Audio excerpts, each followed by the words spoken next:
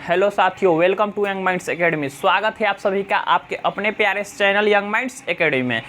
हम लोगों ने अपना 8वां लेसन और 9वां लेसन कंप्लीट कर लिया था, यानी कक्षा 10 के क्लास 10th के ट्रिगोनोमेट्री और हाइट एंड डिस्टेंस, जिसे सम एप्लीकेशन ऑफ ट्रिगोनोमेट्री कहा जाता है, यानी त्रिकोणमिति के कुछ अनुप्रयोग।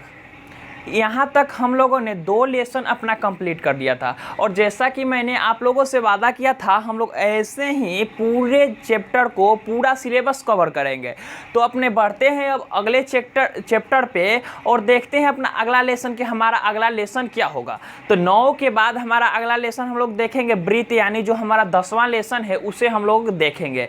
10वां लेसन हमारा है वृत्त यानी सर्कल। सर्कल के बारे में पूरी जानकारी हम लोग इस वीडियो में लेंगे, यानी जो हमारा 10वां लेसन है उसका इंट्रोडक्शन वीडियो है ये।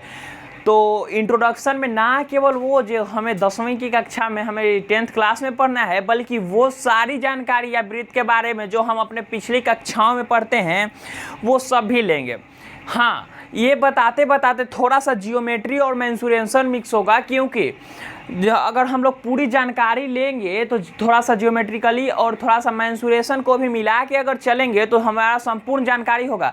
मैं बस इतना कहना चाहता हूँ कि इस वीडियो के बाद अगर वो भाई जिन्होंने आज तक वृत्त के बारे में, वृत्त का नाम भी नहीं सुना है कि वृत्त आखिर होता क्या है, वो भी इस वीडियो के बारे में अगर क्वेश्चन सॉल्व ना करने लगे तो फिर कहिएगा।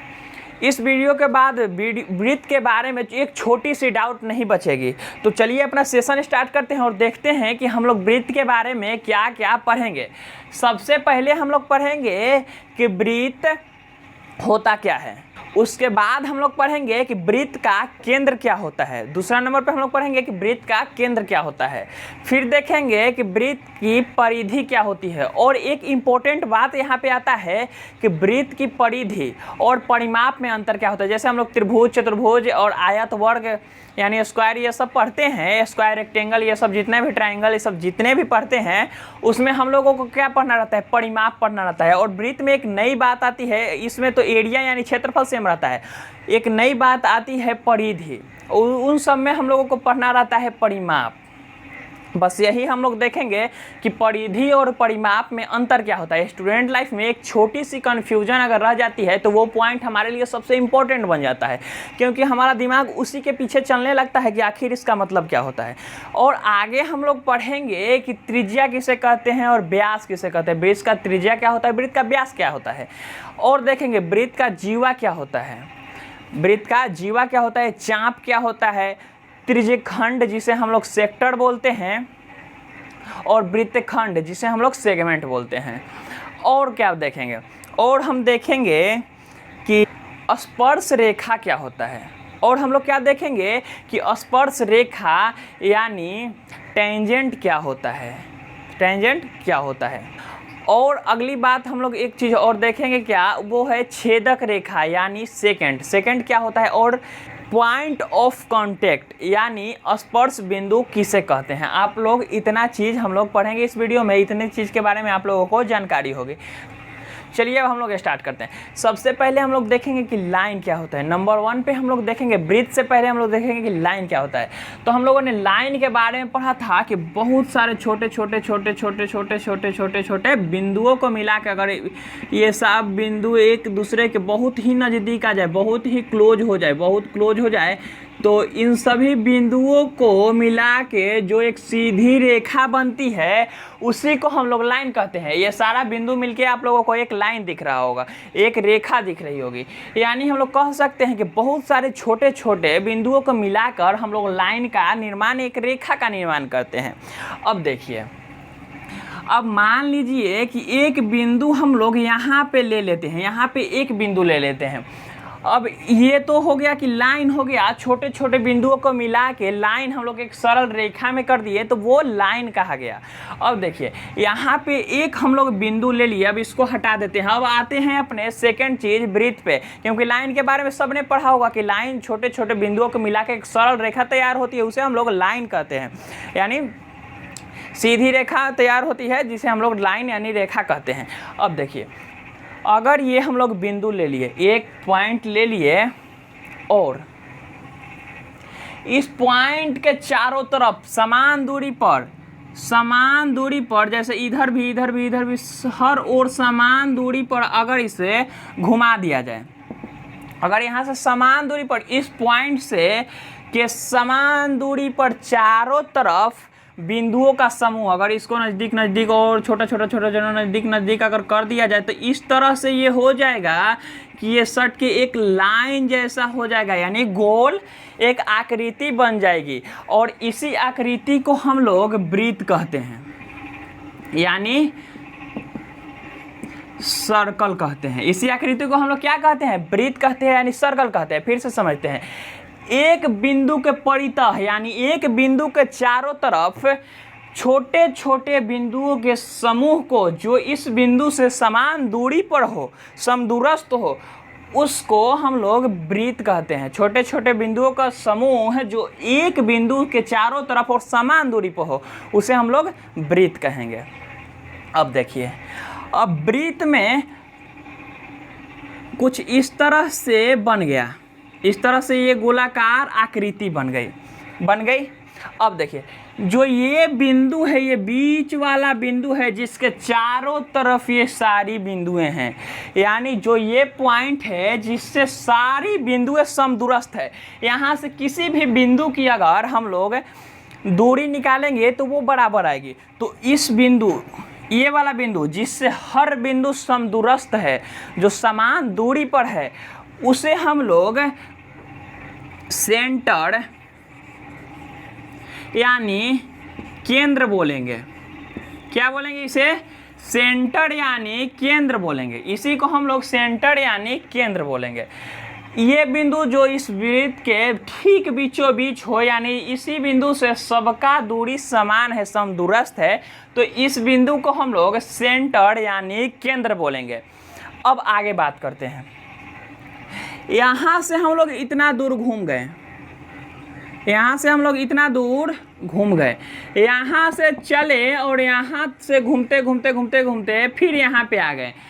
तो हम लोगों ने इस वृत्ताकार पथ को घूमने में जितनी दूरी तय की, इसे ही हम लोग परिधि बोलते हैं और इसे ही परिमाप भी बोलते हैं। लेकिन वृत्त में हम लोग परिधि बोलते हैं और रेक्टेंगल और स्क्वायर ये सब जितना भी है उसमें हम लोग परिमाप बोलते हैं, और इसमें परिधि यानी सरकमफ्रेंस बोला जाता है। अब देखिए, जो वृत्ताकार पथ है इसे हम लोग कह सकते हैं कि इस बिंदु के चारों ओर वक्राकार लंबाई को हम लोग क्या बोलेंगे? परिधि, सरकमफ्रेंस बोलेंगे। इसी बिंदु के चारों ओर जो ये वक्राकार यानी वृत्ताकार जो लंबाई है, इसी को हम लोग क्या बोलेंगे? परिधि बोल देंगे। अब देखिए, अब वृत्त की परिधि बन गई, वृत्त की परिधि बन गई तो हम लोग आगे बढ़ते हैं। हम लोगों ने क्या देखा? पॉइंट देखा, परिधि देखा, दो चीज, सेंटर देखा और परिधि यानी सरकमफ्रेंस देखा। अब हम लोग आगे बढ़ेंगे और ये वृत्त हम लोगों ने ड्रॉ कर लिया, एक वृत्त हम लोगों ने ड्रॉ कर लिया, एक वृत्त बना लिया, एक गोलाकार आकृति बना ली हम लोगों ने। अब देखिए, अगर हम लोग यहाँ से एक बीच में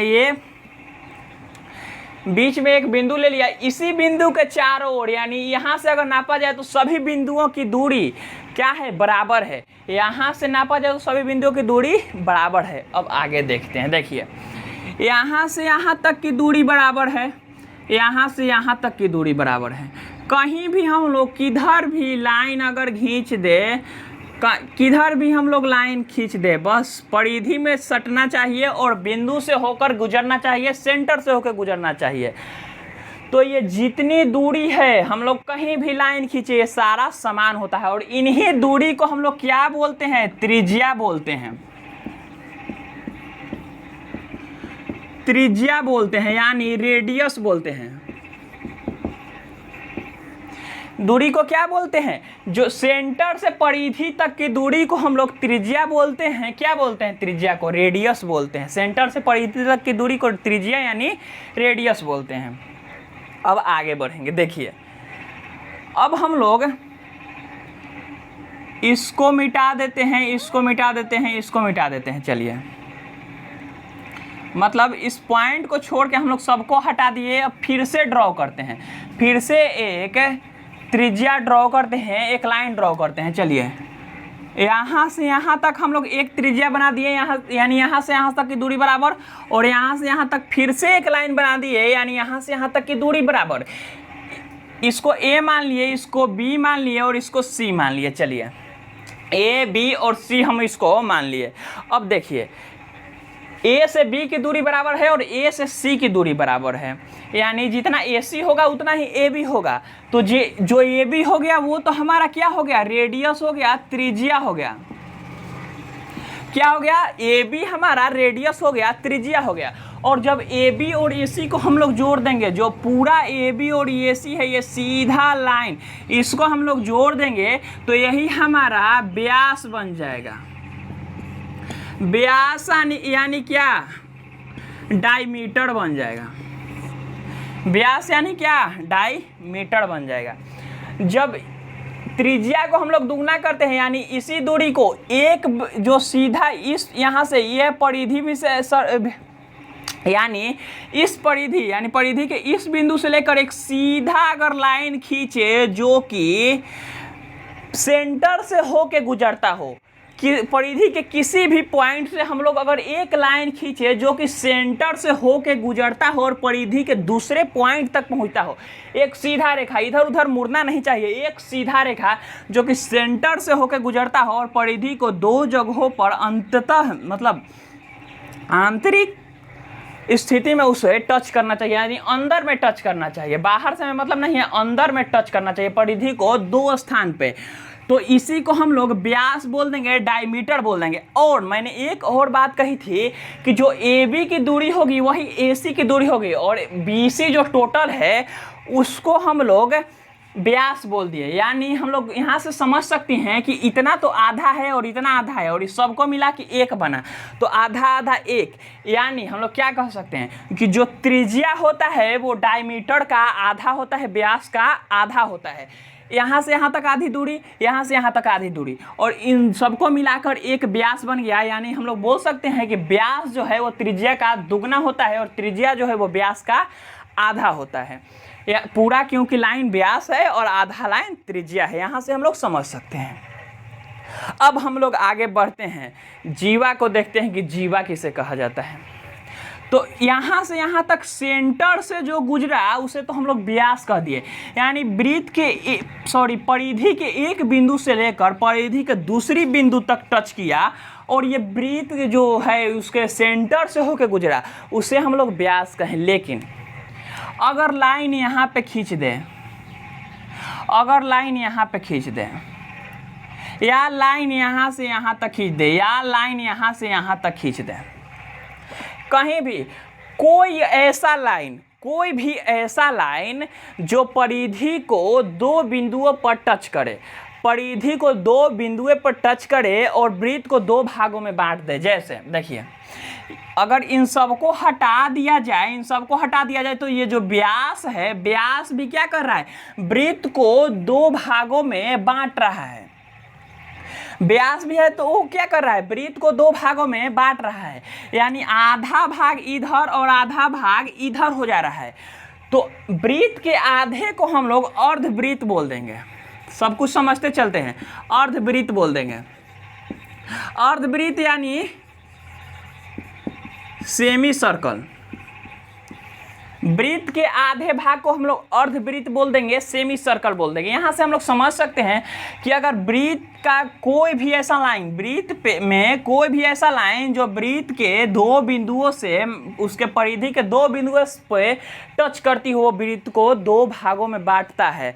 तो जब बीच से ये गुजरा तो दो भागों में, आधे आधे दो भागों में उसे तब्दील कर दिया, उसे बदल दिया, इसलिए हम इस आधे भाग को अर्धवृत्त बोल दिए, सेमी सर्कल बोल दिए। अब हम लोग आगे बढ़ते हैं। हम लोगों ने देखा था कि जो केंद्र से होके गुजर जाए, यानी वृत्त को आधे आधे दो भागों में काट दे, तो हम लोग आधे भाग को अर्धवृत्त और आधे भाग को अर्धवृत्त बोलेंगे। इस तरफ के आधे भाग को अर्धवृत्त और इस तरफ के आधे भाग को भी अर्धवृत्त बोलेंगे। और जब दोनों को आधा आधा को मिला दिया जाए तो एक बनता है, तो वो पूरा वृत्त हो जाएगा। अब आगे बढ़ते हैं। जब सेंटर से होके गुजरा तो आधे आधे में बांट दिया, लेकिन कहीं भी हम लोग अगर ऐसे लाइन खींच दिए इस पे, तो ये हमारा एक वृत्त का भाग हो गया और ये हमारा एक वृत्त का भाग हो गया, यानी ये भी तो हमें वृत्त का ही भाग मिला। तो जो ये वृत्त का ऐसे भाग हो गया जो कि आधा है या इसका कितना गुना है ये हमें पता नहीं चल रहा है। ये कितना है हम लोग अंदाज से बोल सकते हैं, 1/4 गुना है, 1/5 गुना है, 1/8 गुना है, इतना हम लोग बोल सकते हैं, लेकिन हमें ठीक से पता नहीं है कि ये वृत्त जो है टोटल ये बड़े वाले से ये छोटा वाला कितना छोटा है। तो इसको हम लोग वृत्त खंड बोल देंगे। क्या बोलेंगे? वृत्त के खंड को हम लोग वृत्त खंड बोल देंगे, यानी वृत्त का टुकड़ा जो है उसे हम लोग वृत्त खंड सेगमेंट बोलेंगे। वृत्त के टुकड़े, बड़े वाले टुकड़ों को भी हम लोग वृत्त खंड बोलेंगे, इस टुकड़े को भी हम लोग वृत्त खंड बोलेंगे, यानी सेगमेंट बोलेंगे। बड़े वाले टुकड़े को भी हम लोग सेगमेंट बोले और छोटे वाले टुकड़े को भी हम लोग सेगमेंट बोले। क्यों? क्योंकि ये दोनों आखिर है तो वृत्त का ही टुकड़ा ना। तो इसे हम लोग, जो ये लाइन हम लोग खींचे, ये वृत्त को दो टुकड़ों में बांट दिया, दो भाग में बांट दिया, इसलिए हम लोग इसे वृत्त खंड बोल दिए, यानी वृत्त का खंड जिसे हम लोग वृत्त खंड सेगमेंट बोलेंगे। अब आगे देखिए, इसे तो हम लोग समझ गए कि वृत्त खंड हो गया, लेकिन ये जो लाइन है इस लाइन को हम लोग क्या बोलेंगे? इस लाइन को हम लोग क्या बोलेंगे? तो ये जो लाइन है इसी लाइन को हम लोग जीवा बोलते हैं। क्या बोलते हैं? जीवा बोलते हैं। इसी लाइन को जीवा हम लोग कोड बोलते हैं। क्या बोलते हैं? जीवा, यानी कोड।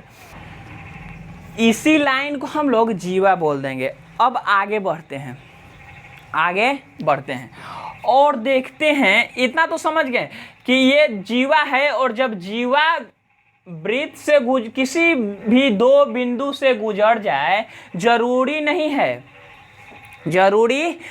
है कि वो केंद्र से होके गुजरे, बस परिधि को दो जगहों पे आंतरिक रूप से टच करना चाहिए, अंदर ही अंदर परिधि को दो जगह पे, दो पॉइंट पे टच करना चाहिए, वो जीवा हो जाएगा। और वृत्त को दो खंडों में विभक्त कर देगा, दो भागों में बांट देगा, जिसे हम लोग वृत्त खंड बोल देंगे, सेगमेंट बोल देंगे। अब आगे बढ़ते हैं और इस लाइन को हम लोग जीवा कहते हैं। अब जीवा को हटाते हैं और देखिए जीवा हम लोगों ने क्या कहा?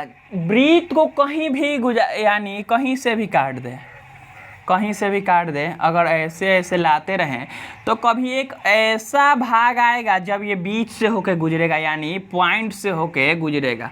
और देखिए ऐसे हम लोग इसको काट दिए। इसमें सबसे बड़ा आपको कौन सा लाइन दिख रहा है? ये वाला लाइन आपको सबसे बड़ा दिख रहा होगा। ये वाला लाइन जो यहाँ से यहाँ तक गया है, यहाँ से यहाँ तक सारा लाइन जीवा है। जो इधर से भी हम लोग ऐसे अगर क्रॉस करें, इसको ऐसे अगर क्रॉस करें, तो ये जो टोटल लाइन है इधर से बना या इधर से बना, बस यहाँ से स्टार्ट होकर यहाँ तक आना चाहिए। वृत्त के परिधि के एक बिंदु से स्टार्ट होकर दूसरे बिंदु तक जाना चाहिए, उसे हम लोग जीवा बोलेंगे। लेकिन देखिए यहाँ पे जब ये लाइन यहाँ से गुजरा, यानी केंद्र से गुजरा, तो इधर से भी आपको दिख रहा होगा कि ये वाला लाइन, यानी जो केंद्र से लाइन गया है वो बड़ा है। और इधर से भी देखिएगा तो जो केंद्र वाला लाइन गया है, केंद्र से होके लाइन गया है, वो बड़ा है। सारा जीवा है लेकिन ये वाला बड़ा है, ये वाला सबसे बड़ी जीवा है। और इस लाइन को हम लोग क्या बोलते हैं? इस लाइन को हम लोग व्यास बोलते हैं, यानी डायमीटर बोलते हैं। इसी लाइन को हम लोग व्यास यानी डायमीटर बोलते हैं। तो एक बात हम लोग यहाँ से कह सकते हैं कि वृत्त की सबसे बड़ी जीवा डायमीटर यानी व्यास कहलाती है। क्या कहती है? वृत्त की सबसे बड़ी जीवा डायमीटर यानी व्यास कहलाती है। समझ गए होंगे? क्योंकि टोटल जितना भी वृत्त के परिधि पर दो पॉइंट पे आंतरिक रूप से अगर टच करे, एक लाइन ऐसा खींच दे हम लोग जो वृत्त को दो भागों में बांट दे, वो केंद्र से होके गुजरे तो भी कोई प्रॉब्लम नहीं है, और नहीं गुजरे तो भी कोई प्रॉब्लम नहीं है। बस वृत्त को 2 खंडों में बांटना चाहिए, 2 भागों में बांटना चाहिए, तो उसे हम लोग जीवा बोल देंगे। और जीवा का सबसे बड़ा क्या होगा, जीवा सबसे बड़ा जब केंद्र से होकर गुजरेगा यानी बीचों बीच से गुजरेगा तो जीवा सबसे बड़ी कहलाएगी। तो हम लोग कह देंगे कि वृत्त की सबसे बड़ी जीवा, वृत्त की सबसे बड़ी जीवा को हम लोग क्या बोलेंगे, डायमीटर यानी व्यास बोलेंगे। अब आगे बढ़ते हैं। मेरा मानना है कि मैं अगर आप लोगों को समझाने में सक्षम हूँ तो आप लोगों को इन सब का परिभाषा लिखवाने की कोई ज़रूरत नहीं। आप लोग इसे खुद से लिख लेंगे कि त्रिज्या किसे बोलेंगे, जीवा किसे बोलेंगे, चाप किसे बोलेंगे और व्यास किसे बोलेंगे, परिधि किसे बोलते हैं, ये सब लोग आप लोग लिख लेंगे, वृत्तखंड किसे बोलते हैं। और अगर आप लोग ना लिख पाए तो कमेंट बॉक्स में कमेंट कीजिएगा। आप लोगों के लिए हमेशा हम लोग हाजिर हैं, हर स्थिति में आप लोगों के लिए तत्पर है, तो कमेंट में बॉक्स में कमेंट कीजिएगा। अब हम लोग आगे बढ़ते हैं, अपने नेक्स्ट पॉइंट पे चलते हैं, देखते हैं। चलिए, फिर से एक वृत्त बना लिए और ये जो हमारा हो गया वो बिंदु हो गया, इसके बीचों बीच ये क्या है, बिंदु हो गया, केंद्र हो गया, सेंटर हो गया। अब देखिए, यहाँ से हम लोग एक त्रिज्या इधर की तरफ खींच दिए और एक त्रिज्या इधर की तरफ खींच दिए, तो क्या हुआ, फिर भी इस वृत्त को इसने 2 भागों में बांटा। क्या किया, इसने इस वृत्त को 2 भागों में विभक्त कर दिया, 2 भागों में बांट दिया। लेकिन इसको तो हम लोग जीवा नहीं बोल सकते हैं, क्योंकि जीवा क्या है, जीवा वैसी रेखा जो वृत्त के एक परिधि के एक बिंदु से लेकर दूसरे बिंदु तक जाए।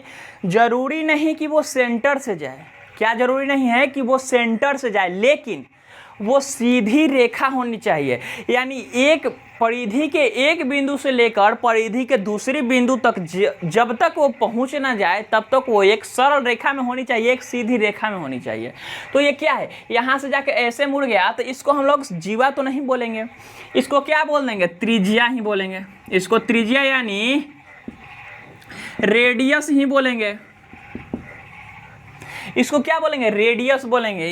इसको भी हम लोग रेडियस बोलेंगे। क्यों, क्योंकि पॉइंट से लेकर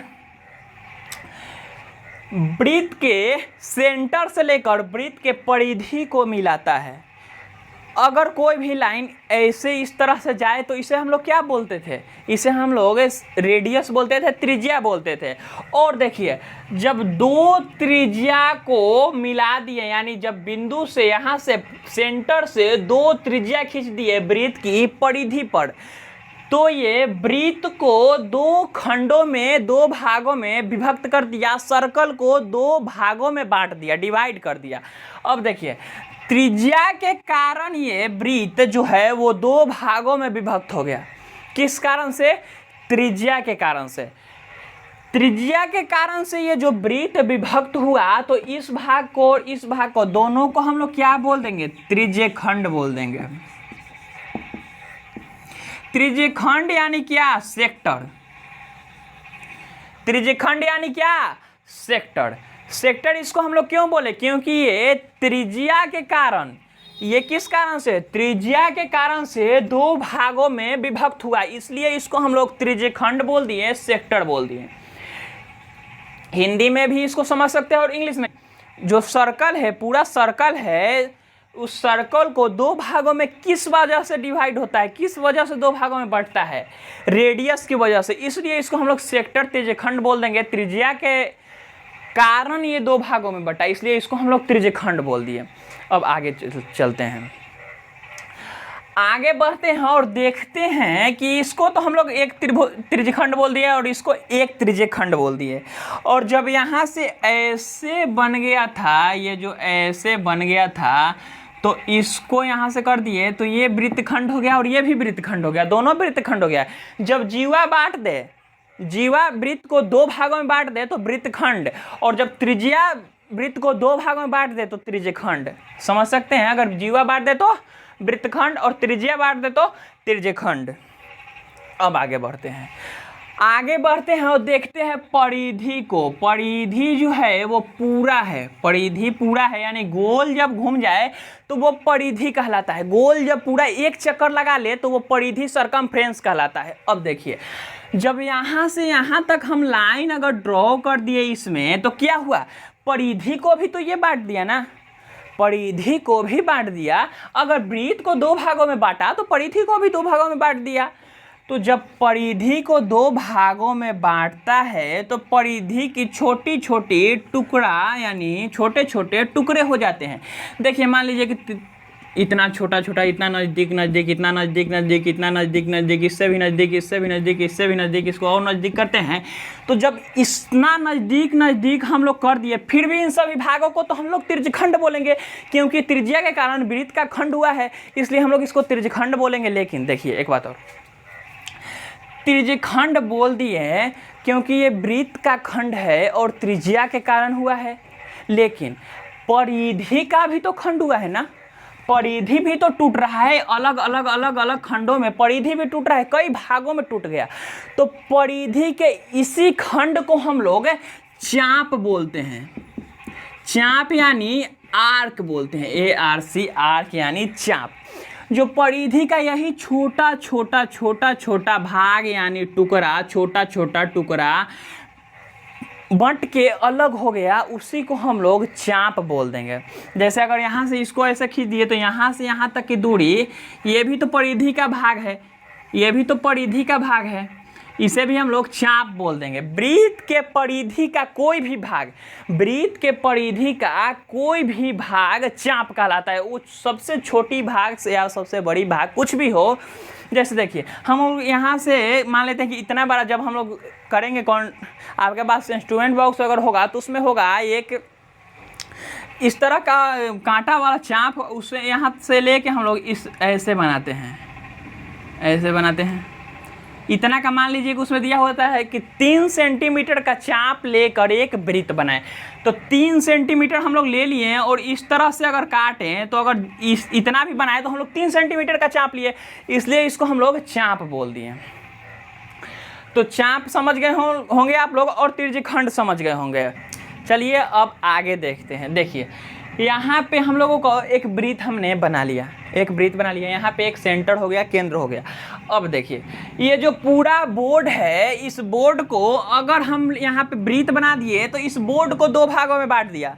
एक इस वृत्त के अंदर का भाग, ये जो एक वृत्त है इसके अंदर का भाग, और एक वृत्त का बाहर का भाग। ये पूरा बचा हुआ भाग जो बोर्ड का है वो हो गया, और एक इस वृत्त के अंदर का भाग। मान लीजिए कि ये एक दीवार हो जाए तो इसके अंदर कोई जा नहीं सकता है, तो ये जो है इस वृत्त को दो भागों में बांट दिया, दो टुकड़ों में विभक्त कर दिया। जो पूरा बोर्ड है इसे दो भागों में बांट दिया।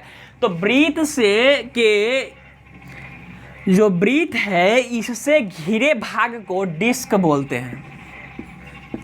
क्या बोलते हैं? डिस्क। CD ड्राइव आप लोगों ने देखा होगा बचपन में, अब तो उतना CD ड्राइव का प्रचलन है नहीं। बचपन में आप लोगों ने CD देखा होगा, DVD देखा होगा, उसका गोलाकार CD आता है, उसको भी हम लोग डिस्क बोलते हैं। वो भी गोलाकार होता है, उसको भी हम लोग डिस्क बोलते हैं। वहाँ से आप लोग समझ सकते हैं। ये जो वृत्त है इससे पूरे घिरे भाग को डिस्क बोलते हैं, यानी इसके क्षेत्रफल जो पूरा घिरा हुआ भाग है उसे हम लोग एरिया को डिस्क बोलेंगे।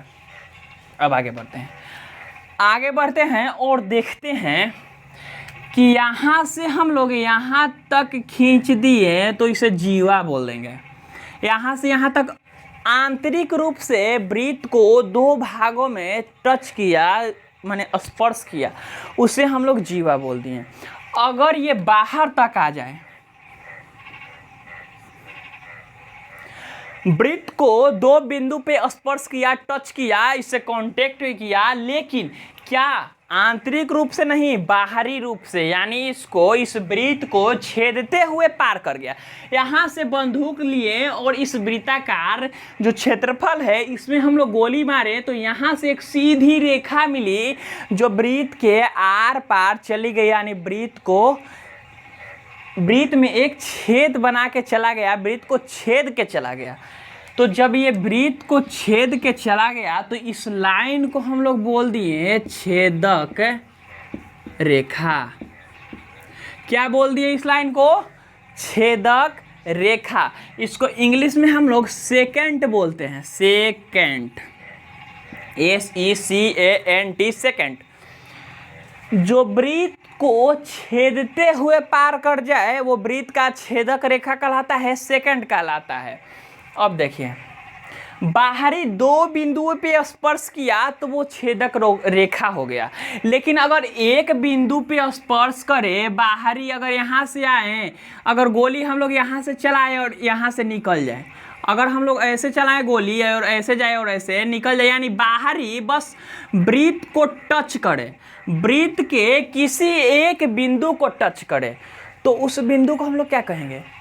स्पर्श किया। वृत्त को केवल स्पर्श किया, वृत्त में छेद नहीं किया, वृत्त के आर पार नहीं गया, वृत्त को केवल स्पर्श किया, उसको टच किया, तो इसको हम लोग टेंजेंट बोलेंगे। टच किया इसलिए हम लोग टेंजेंट बोलेंगे। और हिंदी में समझिए, स्पर्श किया इसलिए हम लोग इसको स्पर्श रेखा बोल देंगे।